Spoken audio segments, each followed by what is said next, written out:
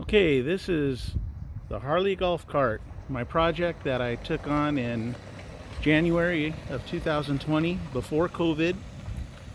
I bought this from the original owner in Barrio Logan.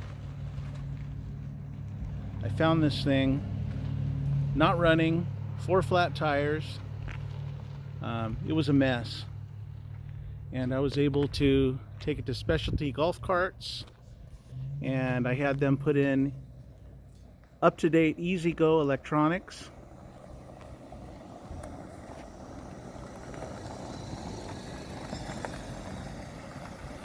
To make it reliable.